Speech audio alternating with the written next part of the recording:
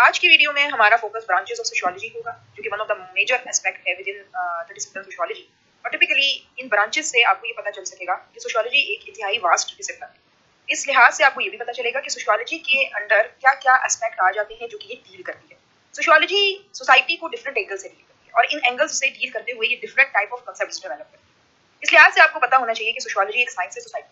जब ये पता है कि साइंस है सोसाइटी की, तो सोसाइटी में तो बहुत सारे एस्पेक्ट आ जाते हैं। Society on a whole very vast idea, vast concept, जिसके अंदर डिफरेंट एरियाज आ जाते हैं। उसमें फैमिली आ जाती है, उसमें आपकी कम्युनिटी आ जाती है, उसमें आपका रिलीजन आ जाता है, उसमें आपके एजुकेशनल इंस्टीट्यूशंस आ जाते हैं, उसमें आपका लॉ आ जाता है, उसमें आपकी इकोनॉमिक लाइफ आ जाती है, उसमें आपके डिफरेंट फिनोमिनाज आ जाते हैं लाइक टेररिज्म, उसमें वी कैन से कि ऑर्गेनाइजेशन का फैक्टर, डिसऑर्गेनाइजेशन का फैक्टर, उसके अंदर इक्वालिटी, डेमोग्राफी, इन तमाम एस्पेक्ट्स की वजह से सोसाइटी एक बहुत ही वास्ट एस्पेक्ट है। और इस वास्ट एस्पेक्ट को डील करती है सोशियोलॉजी थ्रू डिफरेंट सब फील्ड्स। यानी कि सोशियोलॉजी अपनी डिफरेंट सब फील्ड्स बनाती है और हर एरिया को डील करने के लिए उसके पास स्पेसिफिक ब्रांच है। तो सबसे पहले हम स्टार्ट कर देते हैं इसकी ब्रांचेस से, जो कि बहुत ज्यादा इंपॉर्टेंट है। You have to remember that कि इनके बगैर आपको सोशियोलॉजी की बेसिक नेचर का पता नहीं चल सकेगा। ऑल्दो कि हमने प्रीवियस वीडियो में नेचर बता दी थी, लेकिन you have to remember that कि सोशियोलॉजी एक बहुत ज्यादा वास्ट डिसिप्लिन है और इस चीज के लिए ये डिफरेंट एरियाज को प्रोड्यूस करती है, डिफरेंट एरियाज को क्रिएट करती है ताकि सोसाइटी के डिफरेंट एस्पेक्ट्स को डील किया जा सके। तो फर्स्ट ऑफ ऑल हम सोशियोलॉजिकल थ्योरी की बात या थ्योरीज।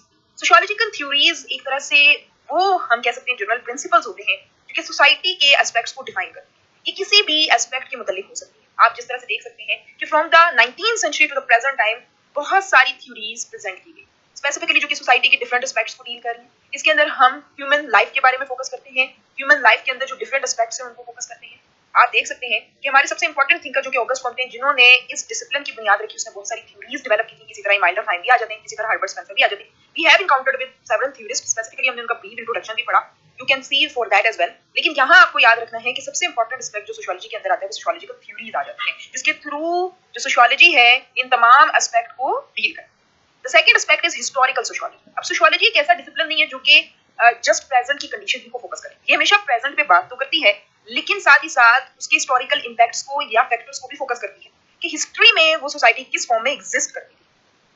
इसके अंदर प्रिमिटिव प्री लिटरेट सोसाइटीज को भी फोकस किया जाता है। तो एक मेजर एरिया जो सोशियोलॉजी का यहाँ है वो है हिस्टोरिकल सोशियोलॉजी। और हिस्टोरिकल सोशियोलॉजी के अंदर हम प्रिमिटिव सोसाइटीज, उसके मतलब एक्वायर करते हैं नॉलेज, और फिर हम इवन इसके थ्रू प्रेडिक्ट भी कर सकते हैं फ्यूचर को, क्योंकि जाहिर है जब आपको एक सोसाइटी की हिस्टोरिकल एस्पेक्ट्स का पता चल गया, फिर आप मूव करते हैं टुवर्ड्स उसकी प्रेजेंट कंडीशंस की तरफ, एंड देन प्रेजेंट के बाद आप फ्यूचर के लिए प्रेडिक्ट कर पाते हैं। एक अनदर एस्पेक्ट जो ब्रांचेस में आता है वो है सोशियोलॉजी ऑफ फैमिली। फैमिली जो कि एक बेसिक इंस्टीट्यूशन, और इस चीज को डील करने के लिए सोशियोलॉजी अपनी एक अलग ब्रांच बनाती है जिसको कहते हैं सोशियोलॉजी ऑफ फैमिली। टिपिकली इसके अंदर हम फैमिली के मतलब उसके ओरिजिन को, उसके स्ट्रक्चर को, उसके फॉर्म्स को, उसके मॉडर्न पैटर्न्स को, इन तमाम एस्पेक्ट्स को स्टडी करते हैं। क्या क्या नए नए फॉर्म्स इमर्ज हुए with the we can say introduction of industrial era, और साथ ही साथ पहले जमाने में किस तरह से फैमिली एग्जिस्ट करती थी। मोस्टली वो जो है ज्वाइंट फैमिली की सूरत में होती थी, with the passage of time ये न्यूक्लियर फैमिली की तरफ जाने लगी। नॉट ओनली न्यूक्लियर फैमिली का एक नया स्ट्रक्चर डेवलप हुआ, but at the same time बहुत हद तक न्यू फैमिली स्ट्रक्चर्स भी डेवलप हुए, जिसमें आपके पास सिंगल पेरेंट फैमिलीज भी आ जाएंगी, ठीक है, स्टेम फैमिलीज भी आ जाएंगी, ब्लेंडेड फैमिलीज भी आ जाएंगी। तो ये नए पैटर्न्स डेवलप। अनदर एरिया जो कि बहुत ज्यादा इंपॉर्टेंट है सोशियोलॉजी के लिए वो है sociology of community. Sociology of community में हम स्पेसिफिकली कम्युनिटी के ऊपर फोकस करते हैं। अब कम्युनिटी लाइफ भी बड़ी इंपॉर्टेंट, विदाउट कम्युनिटी हम कुछ नहीं है। हमारी ये सबसे इंपॉर्टेंट बिगेस्ट सोशलाइजिंग एजेंट है।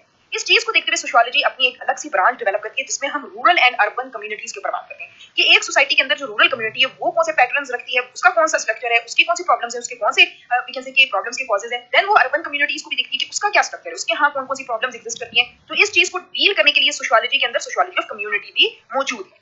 नेक्स्ट ब्रांच जो वी कैन से कि सोशियोलॉजी की है वो है sociology of religion. Religion as you know that it is also a major and the basic institution of society, जिसमें सोसाइटी को वी कैन से कि एक तरह से जिसकी सोसाइटी में बहुत ज्यादा अहमियत है, और रिलीजन के थ्रू वी कैन से कि सोसाइटी के अंदर मॉरल वैल्यूज को क्रिएट किया जाता है, राइट एंड रॉन्ग का फर्क समझाया जाता है, मोस्ट इंपोर्टेंटली प्योरिटी और क्लीनलीनेस के बारे में बताया जाता है। तो इस बेस पर रिलीजन की बहुत ज्यादा अहमियत है। अब रिलीजन कैसे इमर्ज हुआ, रिलीजन की क्या फंक्शंस हैं, रिलीजन जो है एक सोसाइटी के स्ट्रक्चर के ऊपर क्या इंपैक्ट लेकर आता है, ये सारे एस्पेक्ट जो है सोशियोलॉजी ऑफ रिलीजन डील करती है। नेक्स्ट आती है हमारी एजुकेशनल सोशियोलॉजी। अब चूंकि जिस तरह से रिलीजन है उसी तरह हमारे एजुकेशनल इंस्टीट्यूशन भी हमारे बेसिक इंस्टीट्यूशन है।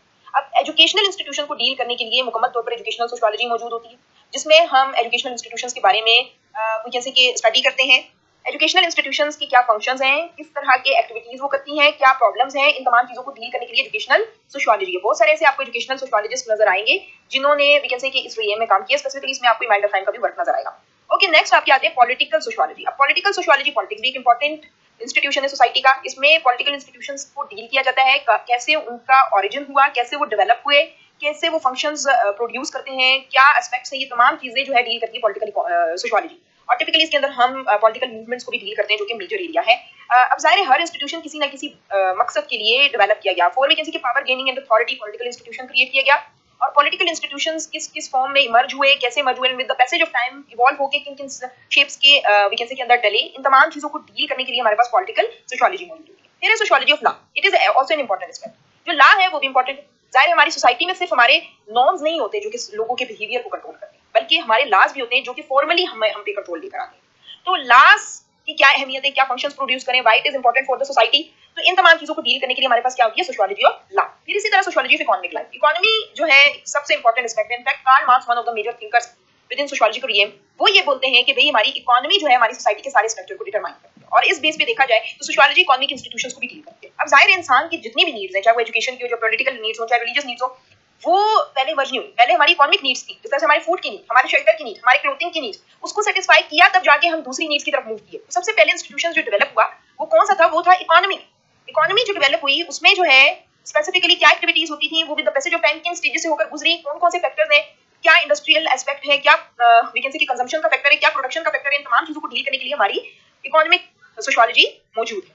फिर नेक्स्ट हमारे पास जो इंपॉर्टेंट वैकेंसी के एस्पेक्ट्स आ जाते हैं, वो sociology of knowledge is one of the most important aspect, क्योंकि नॉलेज भी सोसाइटी में इंपॉर्टेंट किरदार अदा करती है। कैसे सोसाइटी की नॉलेज प्रोड्यूस हुई, कौन सी फिलॉसफीज एग्जिस्ट करती हैं, तो इसमें इन तमाम चीजों को सोशियोलॉजी ऑफ नॉलेज में डील किया जाता है। इसी तरह सोशियोलॉजी ऑफ टेररिज्म भी आता है। टेररिज्म एक फिनोमेना लिया जाता है, एक ऐसा फिनोमेना जो कि सोसाइटी के बेसिक स्ट्रक्चर को अफेक्ट करता है। अब जाहिर है इन अ सेंस कि इसके बड़े वैकेंसी के सोशल इंपैक्ट्स आते हैं। ये कोई ऐसा एस्पेक्ट नहीं है जो कि सोसाइटी के सिर्फ स्पेसिफिक सेक्टर को ही अफेक्ट करे। सोसाइटी के ऊपर, उनके स्ट्रेस लेवल के ऊपर, उनकी वैकेंसी की रियलिटीज के ऊपर बड़ा इंपैक्ट लेकर आती है। लिहाजा इसके इस चीज को डील करने के लिए, चूंकि सोशल फिनोमेनन बन चुका है, तो उसको डील करने के लिए सोशियोलॉजी ऑफ टेररिज्म इंपॉर्टेंट किरदार अदा करती है। फिर एक अदर इंपॉर्टेंट ब्रांच है सोशियोलॉजी की, वो है सोशियोलॉजी ऑफ साइकोलॉजी या social psychology. Social psychology basically individual के सोशलाइजेशन के इंपैक्ट को डील करती है। किस तरह से इंडिविजुअल्स जो है सोशल नॉर्म्स को सीखते हैं, क्या वैकेंसी की कलेक्टिव बिहेवियर एग्जिस्ट करता है, और मोस्ट इंपोर्टेंटली इसमें पूरी सोशल साइकोलॉजी को स्टडी किया जाता है कि कलेक्टिव साइकोलॉजी किस तरह से एग्जिस्ट कर रही है। फिर सोशल साइकेट्री, इसमें एक सोशियोलॉजिस्ट एज अ वैकेंसी के साइकेट्री वैकेंसी के रिगेम में भी काम करता है। यानी कि जिस तरह से साइकोलॉजी के अंदर एक साइकेट्री का फैक्टर पाया जाता है, तो सोशल साइकेट्री के अंदर हम सोसाइटी के अंदर जो भी मेंटल डिसऑर्डर्स हैं उनको डील करते हैं। फिर सोशल डिसऑर्गेनाइजेशन, सोशल डिसऑर्गेनाइजेशन ये भी इंपॉर्टेंट फैक्टर है। सोसाइटी, हर सोसाइटी के अंदर ये चीज भी एग्जिस्ट करती है, और इसके बिहाइंड बहुत सारे फैक्टर्स होते हैं। मे बी वो क्राइम की वजह से हो रहा हो, पॉवर्टी की वजह से हो रहा हो, डेलिक्वेंसी की वजह से हो रहा हो, किसी किस्म के और फैक्टर लाइक वाइस प्रोस्टिट्यूशन। इस चीज को भी डील करने के लिए सोशियोलॉजी इस जगह पे काम करती है। अनदर इंपॉर्टेंट ब्रांच जो कि सोशियोलॉजी की है, जो कि इसकी वास्टनेस को बताती है, वो है human ecology and demography. Human ecology and demography भी बड़ा इंपॉर्टेंट है। इसमें हम पॉपुलेशन मूवमेंट, मोस्ट इंपॉर्टेंटली उसमें क्या चेंजेस अगर हुए हैं, ज्योग्राफिकल डिस्ट्रीब्यूशन क्या है, कम्युनिटीज के दरमियान रिलेशनशिप कैसे एग्जिस्ट करता है, इन तमाम चीजों को डील करता है। तो सोशियोलॉजी इस लिहाज से एक बहुत ही वास्ट डिसिप्लिन है, क्योंकि इसमें हर एरिया को थॉरली डील किया जाता है। इसके अलावा बहुत सारी अदर आपको ब्रांचेस नजर आएंगी, like folk sociology, sociology of art, industrial sociology, medical sociology, military sociology and sociology of consumer behaviour. So I hope आपको आज